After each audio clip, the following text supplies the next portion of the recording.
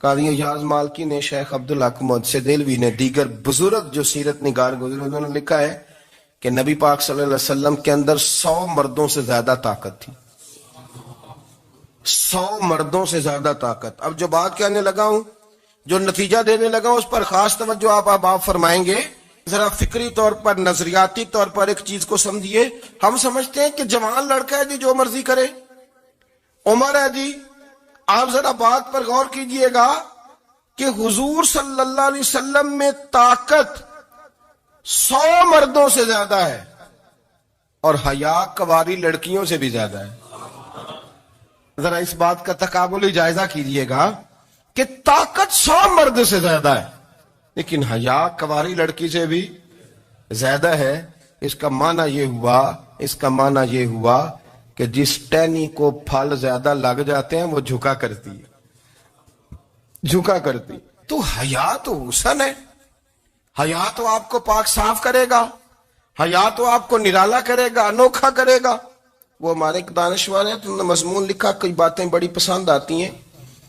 وہ کہتے ہیں کہ میری اہلیہ، ان کو بھی کسی نے مس گائیڈ کر دیا تھا، حالانکہ اچھی خاتون ہے، کسی نے مس گائیڈ کر دیا.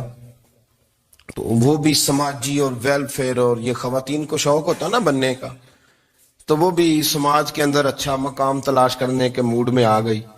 تو کہیں ایک دن جانا تھا تو بڑی بن سور کے میرے ساتھ وہ گاڑی میں بیٹھ گئی. تو میں گاڑی میں، عورتوں کو یہ بھی مسئلہ ہوتا ہے نا کہ ہماری تعریف کرو، تو کئی دفعہ بعد مردوں بیچاروں کو جھوٹ بولنا پڑتا ہے، تو زبردستی کراتی ہے نا جی. تو اس میں گنجائش بھی دی ہے شریعت نے گنجائش دی ہے کہ کبھی بیوی کو راضی کرنے کے لیے خلاف واقعہ بات کرنی پڑے تو کر لینی چاہیے. تو وہ کراتی بھی ہیں. 3 موقع پر خلاف واقعہ بات کرنے کی اجازت ہے. واقعے کے خلاف بھی آپ بات کر سکتے ہیں. جنگ کے موقع پر 2 لوگوں کو صلح کرانے کے لیے اور بیوی کو راضی کرنے کے لیے کر لیں کوئی ایسی بات، بے شک اپنی طبیعت پہ جبر کر کے کر لے، گنجائش ہے، اجازت ہے. تو وہ کہتے ہیں جب وہ گاڑی میں میرے ساتھ بیٹھی بن سور کے، تو وہ تقاضا کرنے لگی کہ میں نے بڑے اچھے کپڑے پہنے ہیں پر آپ نے توجہ نہیں کرائی. تو سیانا بندہ تھا، وہ چاہ رہا تھا کہ میری خاتون سمجھ جائے.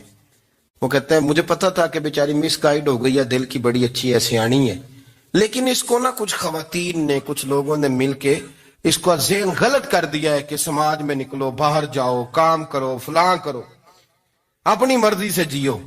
تو میرے ساتھ گاڑی میں بیٹھی کہیں جانے کے لیے، تو مجھ سے کہنے لگی کہ آپ نے میری طرف توجہ ہی نہیں کی، آپ نے کوئی ذکر ہی نہیں کیا کہ میں کیسی لگ رہی ہوں. تو وہ کہتے ہیں میں نے اسے کہا کہ اگر تو ناراض نہ ہو تو پھر میں صحیح والی تعریف کر دوں.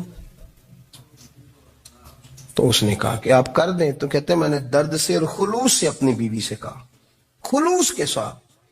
میں نے کہا میں تو روز گھر ہوتا ہوں، روز شام کو گھر ہوتا ہوں، اگر تو میرے لیے تیار ہوتی تو میں تیری تعریف کرتا، لیکن آج تو باہر جانے کے لیے تیار ہوئی، تو پھر ان سے تعریف کی امید رکھ جن کے لیے تو نے تیاری کی ہے. میرے لیے تیاری کرتی تو میں تو ہر شام تیرے پاس ہوتا ہوں. کہتے ہو میرے لفظوں میں درد تھا تو وہ بھی رو پڑی اور کہنے لگی آپ گاڑی روک دیں، مجھے باہر جا کے کسی کو راضی نہیں کرنا، میں نے اسے راضی کرنا ہے جس کو رب کریم نے میرا شوہر بنایا ہے اور میرے لیے منتخب کیا ہے میرے ماں باپ کو. میں واپس لوٹتی ہوں. یہ ایک پہلو ہے سلگتا ہوا، اس کو سمجھا جائے. رسول کریم صلی اللہ علیہ وسلم عرب کی کواری لڑکیوں سے زیادہ حیا والے تھے. کواری لڑکیوں سے زیادہ حضور حیا فرمایا کرتے تھے. جب خانہ کعبہ کی مکہ شریف میں تعمیر ہو رہی تھی نا، اہل عرب اس کو تعمیر کر رہے تھے، تو نبی پاک صلی اللہ علیہ وسلم اپنے چچا حضرت عباس کے ساتھ خانہ کعبہ کی تعریف میں مصروف تھے.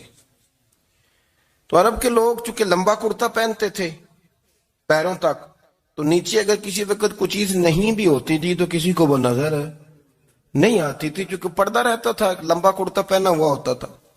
تو جب بچے، سرکار کی عمر مبارک بھی ابھی تھوڑی تھی، تو اس طرح بچے جب نکلتے تو وہ کئی دفعہ اپنی تہمت اتار دیتے نیچے سے، اور کوئی مزدوری کرنے لگتے تو 3-4 طے کر کے تہمت کی کندھے پہ رکھ لیتے. جس طرح کبھی دیہاتوں میں لوگ کپڑا سر پہ رکھتے تھے کہ اوپر اگر کوئی وزنی چیز رکھیں گے تو وہ تکلیف نہیں دے گی.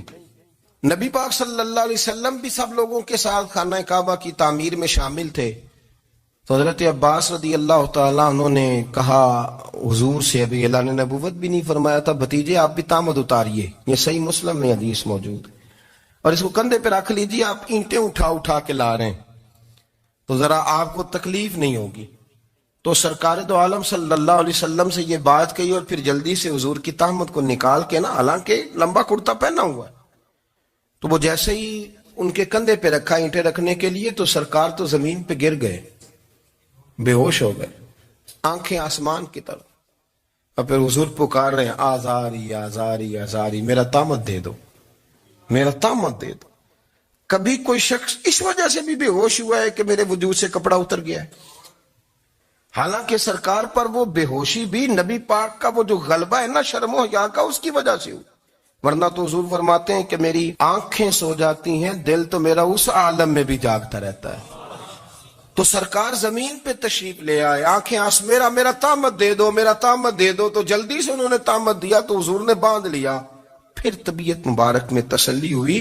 یعنی ہم اس رسول کے غلام ہیں کہ جن کے تو وجود سے کپڑا اتر جائے تو حضور برداشت نہیں کرتے، قبول نہیں فرماتے، تکلیف شروع ہو جاتی. لیکن یہاں نوجوان ہیں اور بڑا قد کاٹ ہے اور بڑے بڑے سمجھدار لوگ ہیں، گرمی آتی ہیں تو شارٹ کپڑے پہن کے گھومتے ہیں. ان کو خیال نہیں کہ یہ وہ والا لباس ہے جو باہر تو کیا گھر میں اماں کے سامنے نہیں پہننا چاہیے، بہنوں اور بیٹیوں کے سامنے نہیں پہننا چاہیے. آپ کی گفتگو میں شرم و حیا ہو، آپ کے لب و لہجے کے اندر حسن ہو. آپ کو پتہ ہے نبی پاک صلی اللہ علیہ وسلم نے فرمایا میری امت میں سب سے زیادہ حیا کرنے والے عثمان غنی ہیں. عثمان غنی سب سے زیادہ حیا کرنے والے.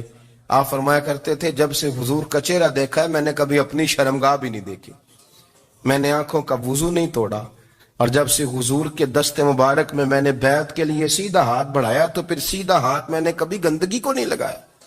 حیات. آپ باتھ روم کے اندر بھی غسل فرماتے تھے تو کپڑوں سمیت کرتے تھے. کسی نے کہا حضرت جی واش روم کے اندر کیوں نہیں کپڑے اتارتے؟ آپ فرمانے لگے باہر بندوں سے حیا کرتا ہوں، اندر جاتا ہوں تو رب سے حیا آنی شروع ہو جائے، وہ تو دیکھ رہا ہے نا.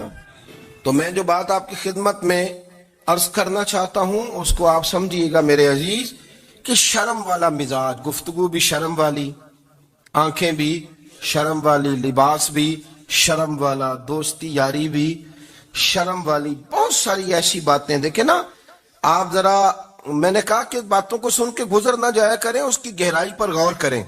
حضور علم کا سمندر ہے، سرکار سے زیادہ علم دنیا میں کسی کے پاس موجود نہیں ہے، اور صحابہ کو موقع ملا ہوا ہے اس سمندر سے فیض لینے کا. لیکن ان کی حالت یہ ہے کہ حضرت علی المرتضیٰ فرماتے ہیں 14 دن گزر جاتے، حضور سے کوئی سوال پوچھنا ہوتا تھا پر میں شرم کے بارے نہیں پوچھ پاتا تھا.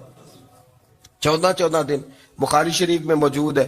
ایک دن نبی پاک صلی اللہ علیہ وسلم نے پوچھا صحابہ سے کہ وہ کون سا درخت ہے جس کے پتے نہیں گرتے، اور وہ درخت اس طرح ہے جس طرح مومن ہوتا ہے، وہ درخت میرے مومن کی طرح بتاؤ. حضرت عبداللہ ابن عمر فرماتے مجھے پتا تھا کہ وہ کھجور کا درخت ہے، لیکن چونکہ ابو بکر صدیق بھی بیٹھے ہیں، عمر فاروق بھی بیٹھے ہیں، مولا علی بھی بیٹھے ہیں، عثمان